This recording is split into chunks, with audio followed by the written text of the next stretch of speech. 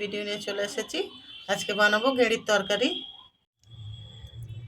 গেঁড়ি নিয়েছি, গরম জলে ফুটিয়ে নিয়েছি। এগুলো এবার একটা একটা করে ছাড়িয়ে নেব।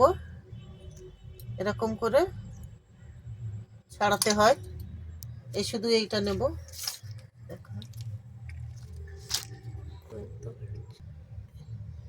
এরকম এগুলো বড় বড় হলে আরো ভালো, বেশ বড় বড় হয়। এগুলো ছোট ছোট তো ওই জন্যে এরকম ছোট ছোট।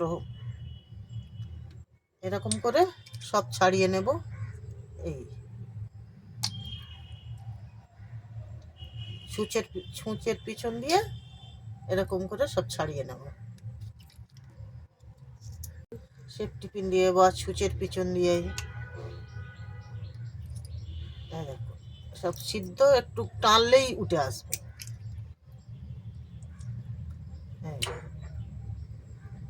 এভাবেই সব ছাড়িয়ে নেব আমি। ছাড়িয়ে ভালো করে পরিষ্কার করে ধুয়ে নিয়েছি। এখানে গেঁড়ি আছে, এখানে ছোট ছোট করে আলু কাটা আছে, আর এখানে আছে পেঁয়াজ কুচানো আছে, ধনেপাতা কুচানো আছে, টমেটো কুচানো আছে, কাঁচা লঙ্কা আছে, আর এখানে হলুদ, লঙ্কা, জিরে গুঁড়ো, ধনে গুঁড়ো। এবার এর জন্যে এই আলুটা আমি আগে ভেজে নেব। কড়াই তেল দেব। তেল গরম হয়ে গেছে, আলুটা দিয়ে দেবো। একটু হলুদ দেবো, নুন দেবো, লাল করে ভেজে নেব।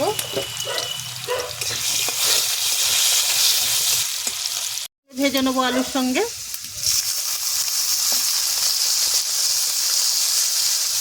একটু ভেজে নেব। আমি নেব, কড়াই তেল দেব, পেঁয়াজ কুচি দেব,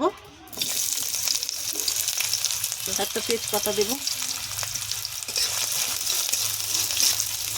একটু ভালো করে লাল লাল করে ভেজে নেব। পেঁয়াজ লাল লাল হয়ে গেছে, এবার আদা রসুন বাটা দেব।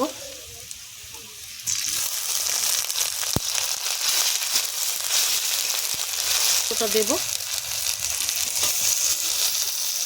অল্প করে একটু ধনে পাতা দেব।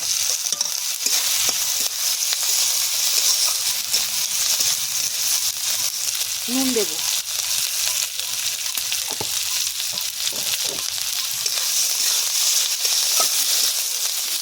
এবারে মশলাটা দেব। মশলাটা দিয়ে দেবো।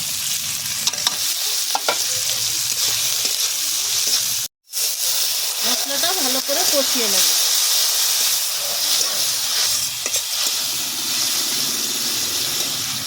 ভালো করে কষিয়ে নেব তেল ছাড়া অবধি। তেল ছেড়ে গেলে আলু আর গেঁড়িটা দিয়ে দেবো ওর মধ্যে।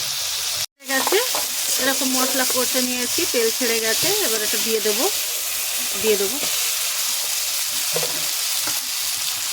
এবার ভালো করে কষিয়ে নেব।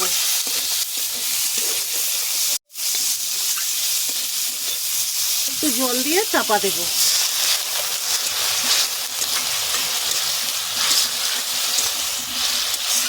চাপা দেব।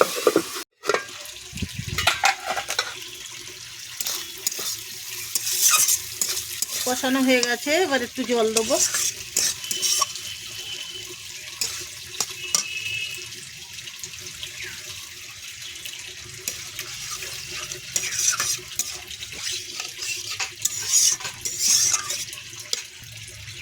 দুটো কাঁচা লঙ্কা দিয়ে দেবো, দুটো। এবার চাপা দেবো।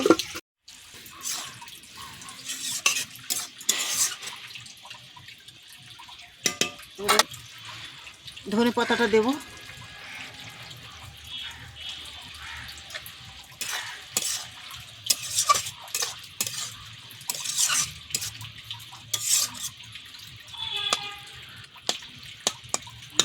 এবার একটু গরম মশলা দেবো।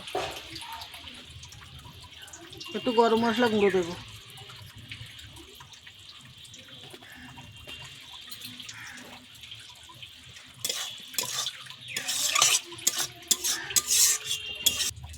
সব সিদ্ধ হয়ে গেছে, এবার নামিয়ে নেব।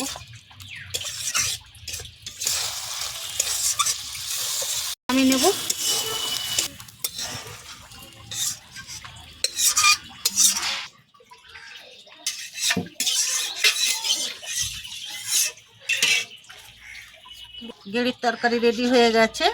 যদি ভালো লেগে থাকে লাইক কমেন্ট শেয়ার করে দেবেন।